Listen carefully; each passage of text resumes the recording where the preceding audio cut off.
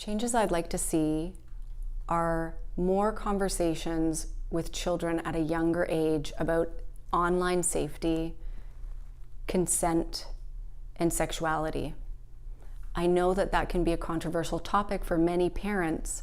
However, they are exposed to this type of content more and more frequently at a younger age.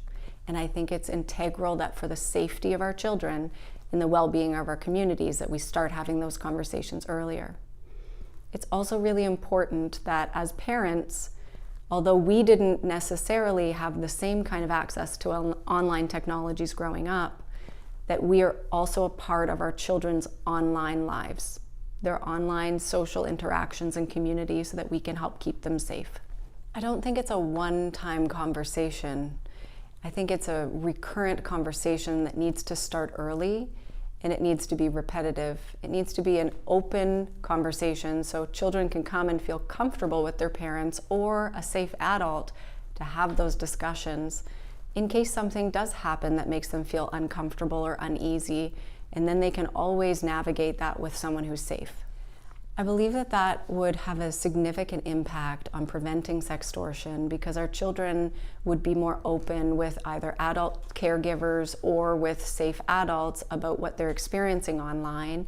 And when there are red flags, that can be identified for our kids and our youth so that they know how to navigate that and they may not end up in that same situation. Do you have anything to say to parents who feels uncomfortable about talking? Like you said, it's controversial. Do you have any advice for parents who might hesitate? Mm-hmm.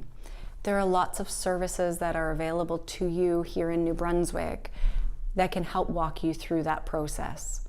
If you're interested, you can reach out to your local community-based sexual violence service and they can help you navigate those resources. Generally, when I talk to victims or survivors of sextortion, they share with me that they've experienced some strong emotions that have come when they've made the initial disclosure.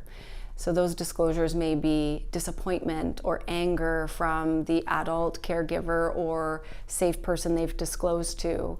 Also the shame that they have internally about the prospect of other people seeing their intimate photos or videos that may be shared.